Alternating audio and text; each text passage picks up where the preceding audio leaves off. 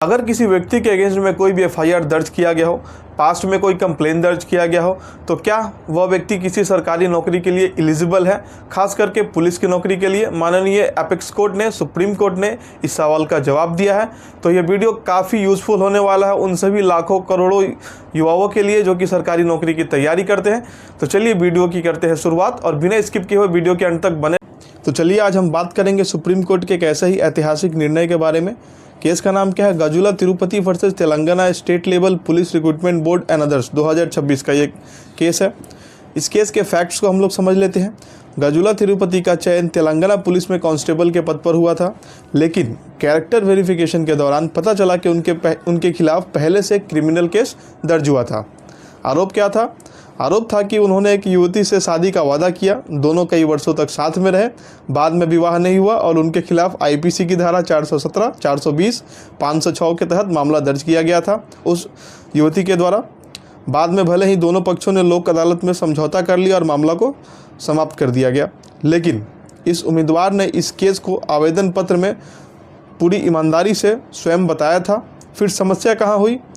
Police recruitment board ने कहा यह मोरल टर्पिट्यूड का मामला है और ऐसे किसी भी व्यक्ति को जिसके खिलाफ में मोरल टर्पिट्यूड का मामला है उसे पुलिस फोर्स में नियुक्त नहीं किया जा सकता। भले ही लोक अदालत में समझौता हुआ हो, लेकिन अगर लोक अदालत में समझौता हुआ भी हो तो वह अपराध स्वीकार करने जैसा है। इस आधार पर उनकी नियुक्ति को पुलिस रिक्रूटमेंट बोर्ड के द्वारा रद्द कर दिया गया।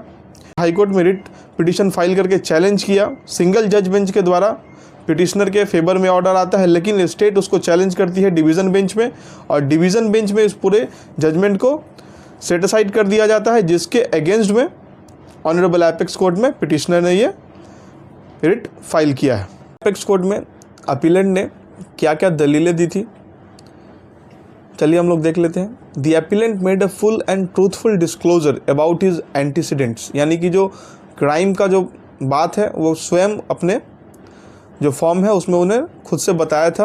Therefore he was not guilty of any suppression of fact, यानी कि उसने किसी भी बात को सप्रेस नहीं किया गया था, ये दलील दिया गया अपीलेंट के द्वारा।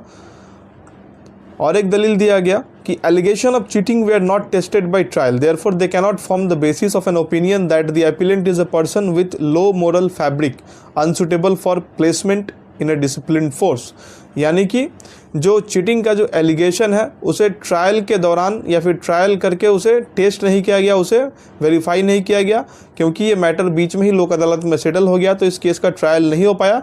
तो बिना ट्रायल के हम लोग नहीं कह सकते हैं कि कोई भी ओपिनियन इस तरह से नहीं दे सकते हैं कि उसका जो कैरेक्टर है उस तरह से अनसुटेबल है एक डिसिप्लिन फोर्स को ज्वाइन करने के लिए। The allegation regarding extension of threat are against mother and father of the appellant and not against him। जो केस जो एफआईआर हुआ था उसके अगेंस्ट में, उसमें जो थ्रेट के बारे में जो कंप्लेन किया गया था उसके मदर और फादर यानी कि उसके पेरेंट्स के अगेंस्ट में स्पेसिफिक जो एलिगेशन है थ्रेट देने का वो किया गया था, लेकिन इस पर्टिकुलर अपीलेंट के अगेंस्ट में थ्रेट देने का यानी कि ये लड़की को थ्रेट देने का कोई भी एलिगेशन नहीं था। ये दलील भी दिया गया अपीलेंट के द्वारा ऑनरेबल एपेक्स कोर्ट में। और एक दलील दिया गया कि there is no material to indicate that compromise before the Lok Adalat was fostered upon the victim, यानी कि जो लोक अदालत में कॉम्प्रोमाइज़ हुआ है उसे विक्टिम के ऊपर थोपा नहीं गया। दोनों पक्षों ने अपनी सहमति से लोक अदालत में जाकर के मैटर को सेटल किया था। Therefore, once the लोक अदालत compounded the offence in terms of the compromise, there exists no material to conclude that the appellant is a person of low moral values and as such unsuitable for appointment। और भी दलील दिया गया कि लोक अदालत में क्योंकि इस ऑफेंस को कंपाउंडेबल मान के इसे कॉम्प्रोमाइज़ कर दिया गया था, तो कोई भी मटेरियल ऐसा एग्जिस्ट ही नहीं करता जिससे कि हम लोग ये कंक्लूड कर सके, ऐसा कह सके कि जो अपीलेंट है एक लो मोरल वैल्यू का इंसान है और अनसुटेबल है इस अपॉइंटमेंट के लिए। Therefore the employer fell in error in observing that disposal of the case based on compromise amounts to acceptance of guilt. और अंत में उन्होंने दलील ये भी दिया कि जो एम्प्लॉयर यानी कि जो रिक्रूटमेंट बोर्ड है, पुलिस रिक्रूटमेंट बोर्ड है, वो गलत धारणा में ये उनका डिसमिसल किया गया है।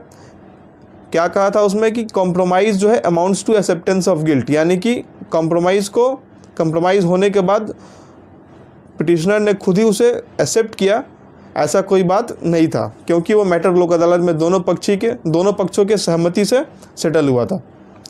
तो आइए हम लोग समझ लेते हैं रेस्पोंडेंट्स का क्या कहना था, यानी कि स्टेट पुलिस रिक्रूटमेंट बोर्ड जो है वो ऑनरेबल एपेक्स कोर्ट में अपना क्या दलील रखती है। A candidate is disqualified for appointment if he is involved in an offence involving moral turpitude. The appellant was not only implicated in an offence involving moral turpitude, but the police found substance in those allegations and therefore submitted a final report indicating the appellant and his parents. In consequence, the respondents were well within their jurisdiction in concluding that the appellant is unsuitable for appointment. State का यानी कि जो police recruitment board है उसका क्या दलील था, उसका कहना था कि क्योंकि ये ऑफेंस जो एफआईआर रजिस्टर्ड हुआ था, एफआईआर रजिस्टर होने के बाद इन्वेस्टिगेशन करने के बाद एक फाइनल रिपोर्ट भी पुलिस के द्वारा सबमिट किया गया था, जहां पर एपिलेंट के अगेंस्ट, एपिलेंट और उसके पेरेंट्स के अगेंस्ट में एलिगेशन को पाया गया था। The order of Lok Adalat though may amount to acquittal does not wash off the charge as in the case of honourable acquittal. यानी कि उसका ये जो रिक्रूटमेंट बोर्ड है उनका ये भी दलील था कि हालांकि लोक अदालत के थ्रू इस मैटर को सेटल कर दिया गया था जो कि एक्विटल की तरह माना जाएगा, लेकिन इसका मतलब ये नहीं है कि उनके ऊपर जो चार्जेस है वो उससे एक्विट हो गया। ठीक है। In the event of an acquittal on technical ground और by extending the benefit of reasonable doubt, the employer may after considering all relevant facts available as to antecedents take appropriate decision as to the suitability of the employee to continue or to be appointed in the establishment। यानी कि अगर किसी प्रकार का acquittal भी हुआ है technical ground में, तब भी ये जो डिस्क्रिशनरी पावर है वो एम्प्लॉयर के पास है कि वो उस पूरे फैक्ट्स को कंसिडर करे, फैक्ट्स को एग्जामिन करे और ये निर्णय पर पहुँचे कि उनका जो अपॉइंटमेंट है वो अप्रोप्रिएट है कि नहीं है उस पोस्ट के लिए। ठीक है, ये दलील दिया गया था पुलिस रिक्रूटमेंट बोर्ड के द्वारा ऑनरेबल एपेक्स कोर्ट में। साथ ही एक दलील ये भी दिया गया था कि पुलिस फोर्स जो है एक डिसिप्लिन फोर्स है और डिसिप्लिन फोर्स में एक ऐसे किसी भी व्यक्ति का चयन नहीं किया जाना चाहिए जिसके अगेंस्ट में मोरल टर्पिट्यूड का मामला पूर्व में किया गया हो। ठीक है।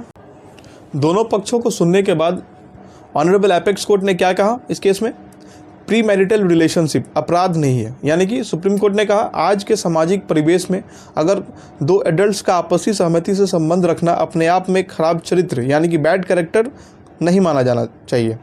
सिर्फ इसलिए कि बाद में उन दोनों का विवाह नहीं हुआ, व्यक्ति को अनैतिक नहीं कहा जा सकता। लोक अदालत का समझौता यानी कि अपराध स्वीकार करना, कोर्ट ने साफ कहा लोक अदालत में कॉम्प्रोमाइज़ होने का अर्थ यह नहीं है कि व्यक्ति ने अपराध को स्वीकार कर लिया है। रिक्रूटमेंट बोर्ड ऐसा निष्कर्ष कतई नहीं निकाल सकता। ठीक है। तीसरा क्या बात कहा गया ऑनरेबल एपेक्स कोर्ट के द्वारा इस केस में, केवल चार्जशीट पर्याप्त नहीं है। यानी कि एम्प्लॉयर को यह दिखाना होगा कि वास्तव में अपराध हुआ था और उम्मीदवार की संलिप्तता यानी कि इन्वॉल्वमेंट साबित करने वाला विश्वसनीय आधार मौजूद है। सिर्फ एफआईआर या चार्जशीट के आधार पर किसी को अयोग्य घोषित नहीं किया जा सकता। ऑनेस्ट डिस्क्लोजर, चौथा पॉइंट क्या है, ऑनेस्ट डिस्क्लोजर। सबसे महत्वपूर्ण बात जो ऑनरेबल एपेक्स कोर्ट ने कहा कि गजुला तिरुपति ने क्रिमिनल केस छिपाया नहीं था, बल्कि उन्होंने आवेदन पत्र में पूरी जानकारी दी थी। यह उनके पक्ष में एक महत्वपूर्ण तथ्य था। और लास्ट में ऑनरेबल एपेक्स कोर्ट ने कहा unless the person so deceived wishes to step into the witness box it cannot be said that the person was deceived और cheated. Therefore if that victim is not willing to bring home the charges how can the accused be blamed for not contesting on merit. यानी कि honourable apex court का यह भी कहना था इस case में कि जब तक कि जो पर्सन जो डिसीव्ड हुआ है, जो चीटेड महसूस कर रहा है, खुद आकर के विटनेस बॉक्स में नहीं कहता है, तब तक जो एक्यूज्ड को हम ब्लेम नहीं कर सकते हैं कि वो उस घटना को उसने किया है, यानी कि वो चीटिंग किया है, और उसको ब्लेम भी नहीं कर सकते हैं कि उसने कंटेस्ट मैटर को नहीं किया मेरिट पे, क्योंकि जो कंप्लेनेंट है वो खुद ही विटनेस बॉक्स में नहीं आई, उसके पहले ही उन्होंने मैटर को लोक अदालत में सेटल कर दिया। और अंत में ऑनरेबल एपेक्स कोर्ट ने तेलंगाना हाई कोर्ट की डिवीज़न बेंच का जो निर्णय था उसे रद्द कर दिया और सिंगल जज का जो आदेश है उसे बहाल किया, उम्मीदवार के पक्ष में फैसला सुनाया और नियुक्ति पर पुनर्विचार का मार्ग प्रशस्त किया। अगर वीडियो अच्छा लगा हो तो चैनल को सब्सक्राइब करें और ज़्यादा से ज़्यादा वीडियो को शेयर करें। तब तक के लिए धन्यवाद और चलिए मिलते हैं ऐसे किसी महत्वपूर्ण टॉपिक में किसी दूसरे वीडियो में।